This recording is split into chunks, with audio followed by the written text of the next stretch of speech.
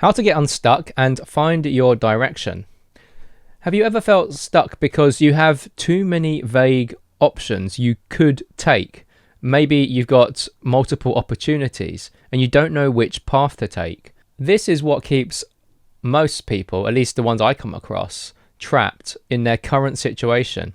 Everything stays as a blurry thought cloud instead of a real, tangible and clear path. So today I'm going to show you how to force the function and create clear paths. This will help you get the clarity that you're probably looking for and get unstuck and get some motion. Now, this was all prompted because I've had a recent call with a client. We actually worked through this exercise. They were able to reach a lot more clarity here. Now, this is something I would do quite regularly with people, and it's way more effective than you realize, but sometimes it can feel quite forceful. So, paralysis from vague options. People often stay stuck because their options are simply not fleshed out. They exist as these ideas swirling in your head, but they never take shape. So there's actually no structure to these options. They're just loose ideas. So without concrete endpoints, all these options, there's no you can't really have any conviction behind them because they're just all loose and fluffy. And the other problem is it can feel quite overwhelming, and it's unrealistic because it falls into that nearly fantasy category because you've not fleshed out any of it.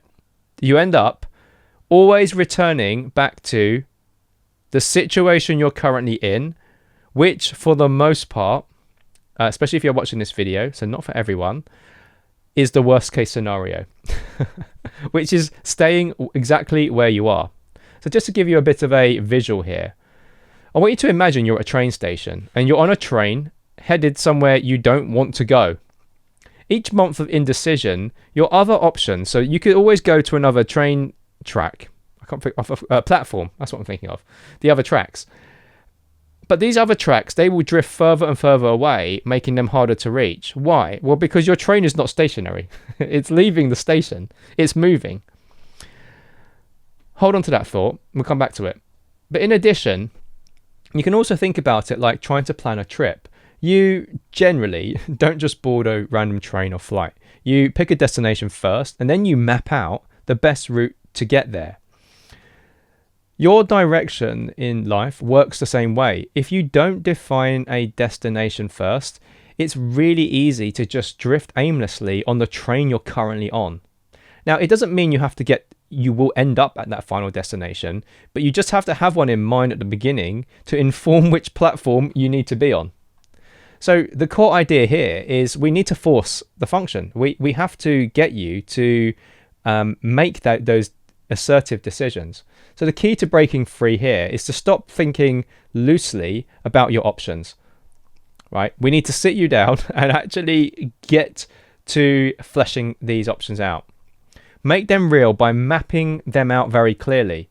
The act of fully articulating your paths is what actually helps you see what's viable and what's not.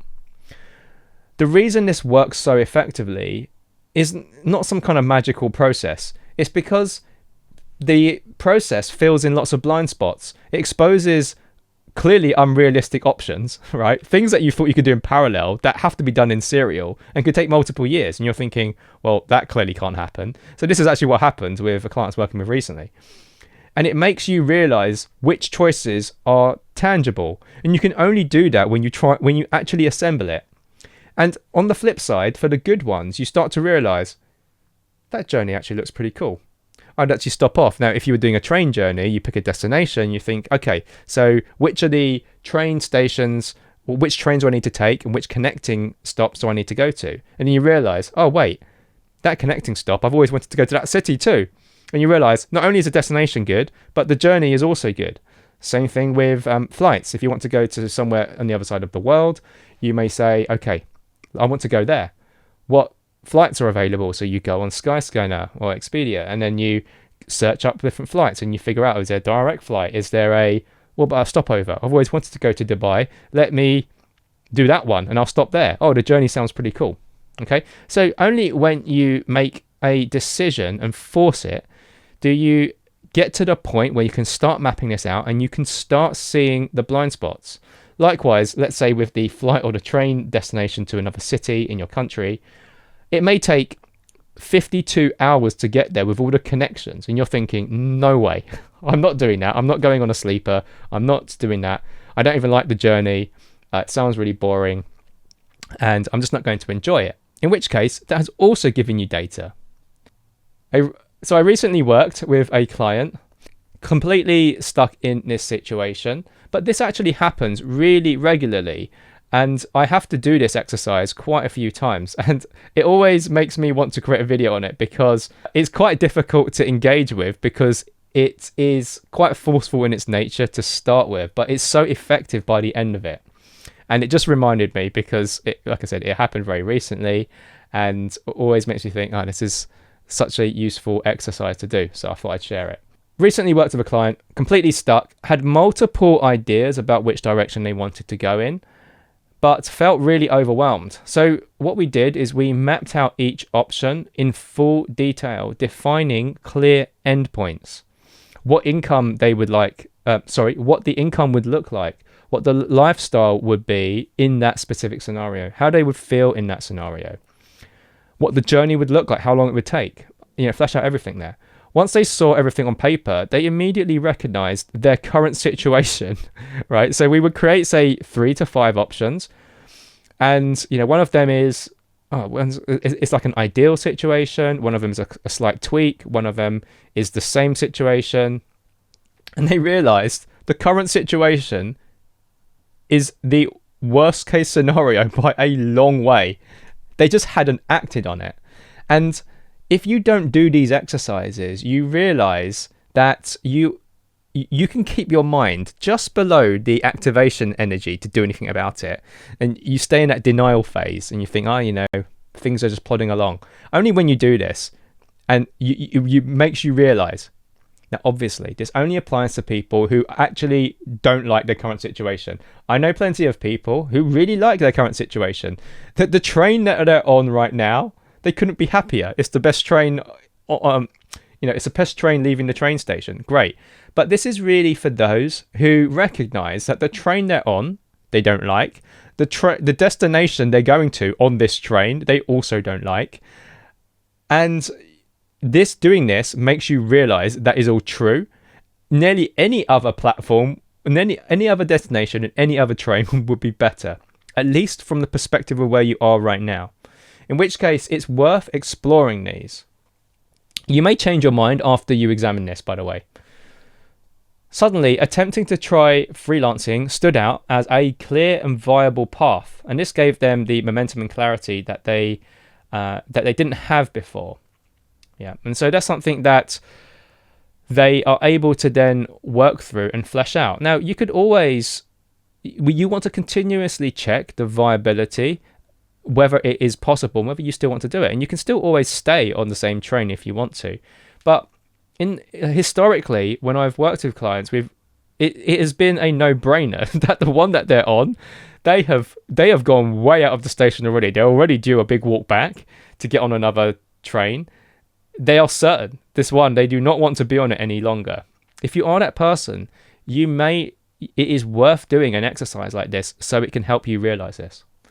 Step-by-step process. Okay, so I'll just help you through this just to give you a starting point. How to map your paths. So you actually want to create multiple paths, and every time you have a new idea, rather than try and judge it and decide, is it possible, is it not? Don't worry about that. Just map out the destination. We'll figure out what train and what connection flights you need to take later. So define your ideal final destination. What does a successful outcome look like for you?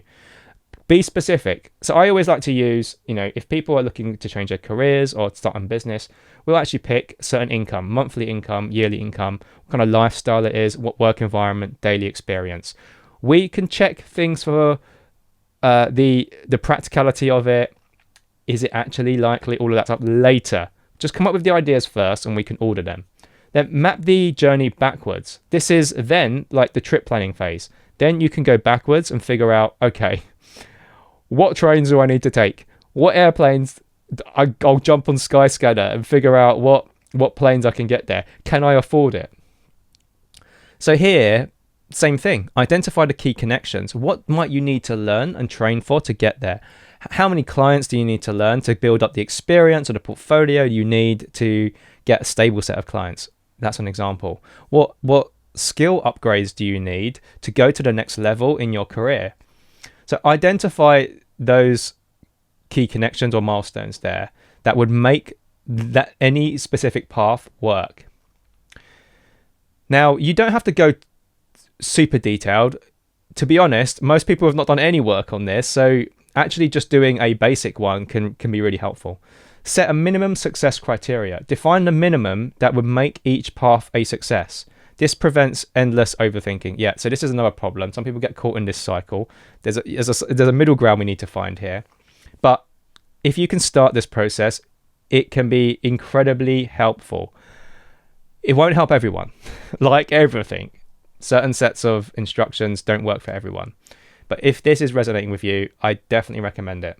In this case, we will often check for whether a path is viable. So maybe not the end point, but what kind of income would you like to see that would prove you could go to the next phase? So, for example, some people might say, they may have an income of 3,000, 5,000, 10,000 monthly. Well, maybe after 3 months or 6 months, if you can generate $100 or $500 or $1,000, that would make it viable to suggest that you can actually make some money. And that's actually viable to go to the next stage.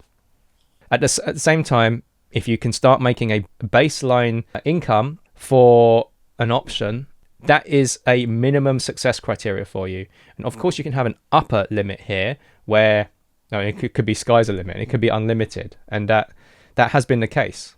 And I had a client a long time ago where they were looking to get onto social media and create content, and they did not have any idea about the size of brand deal that was possible. And that to be honest, this happened in the kind of 2021. Even I wasn't even prepared for how big the brand deal sizes were going to be when he told me, when he got offered them. So sometimes we don't even know, but we can start planning these things out and seeing what it could look like. Okay, anyway, next one. Recognize that staying stuck is the worst case scenario. So if you're in a bad situation, if you're already on a train, you do not like the train and you do not like the idea of the destination you're going to, and if you've been on this train for a while, you probably know what that destination is already. It's the one you have the most data about.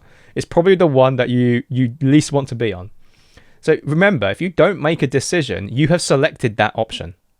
This is not like you're in a neutral scenario and you could choose this option. You are on that train. This is your default. Remember that. Yeah, now at this point, a good way to do it, which I've not actually put here, is to order them. You will usually have an intuitive response as to which one feels good and which one feels bad. Now, most of the time, option 5, which is your current situation, is usually right at the bottom. And you'll usually have a preferred one at the top. And usually option 1 and 2 are fairly close. And sometimes one sticks out completely. Now, what I would recommend at this point, some people, it's obvious that they need to go for that. In which case, I would really suggest looking for how can we make some progress on that option in some way over the next week or month. Now, if I'm working intensely, closely with someone, we'd actually flesh that out and create a battle plan of how we're going to do that. I would say go to about 70% certainty and then start taking action. You will discover the rest of that, which will give you more certainty once from taking that action. It will come from the experience itself. If you're not ready for that, which is perfectly okay, and I've seen that many times with many clients, flesh those options out, make it visual, draw those charts. So I always get people to do this where we actually draw timelines out and look at them every day and add to it and take away, cross things out, add post-it notes. You will start to live and breathe these options. What will it do? It will engage your brain to make you see these are serious things happening in your life. It will also make you realize you're currently on a train right now. And the longer you stay on this train, not making a decision, you will continue down this option 5. and you will end up in the last place you want to be, and you could have jumped on any other train. It will also help you flesh out other questions you need to ask. What does the other train feel like? What's the food like on the other train? Yep, it will make you ask these questions. So doing all of this process will push you so much further forward, even if you don't have a precise action, a way to be committed to one of those paths just yet. You can sit on it, ask those further questions. There's more data to collect even before that point. And then at that point, you really want to start taking some action. But anyway, the purpose of this video is to at least flesh this out. It was fresh on my mind, so hopefully that is useful. So some key takeaways. If you never clearly define your options, you will probably drift indefinitely. The clarity you're waiting for won't come from more thinking, right? Just loosely thinking. Map this out. Force the function. Map out these real paths. You will face some real truths as well. Some people will look at getting qualified in some way, and they realize that the qualification will take too long. It would be too many years, and they won't have any income for that period. That option was a fantasy, and actually they can't make it work easily. Once you do this, the best options will naturally stand out. Yeah, most people I've worked with, this has become kind of quite clear. Taking action becomes easier. So, a little step for you to take. Take 30 minutes today, right? Even after watching this video, write out some top 3 paths in full detail. Get them out of your head onto paper. You may well come up with 5 options. I've had clients where we start with 3, then they expand to 5, and then some of the paths, they have sub-paths, because then it's nearly one of the paths, so it's option 4, and then there's like a split. It's you go down one route and it could split into 2 ways after 6 months. Don't worry, write them as option 4A and 4B. Okay. Now, yeah, if you do want a deeper framework, I do go through this in a course I've just released. But to be honest, it should be enough to get you started. If you do want to walk through on all of these templates, check the link in the description below. But otherwise, let me know what options you're facing, what different trains you could jump on, and let me know in the comments. Okay. Remember, clarity doesn't come from waiting. Right, and you will just stay on this train going to the place you do not want to be. That's the one thing a lot of people will often say. I do not want to be at that place. So it really comes from action. Okay, I'll see you in the next video.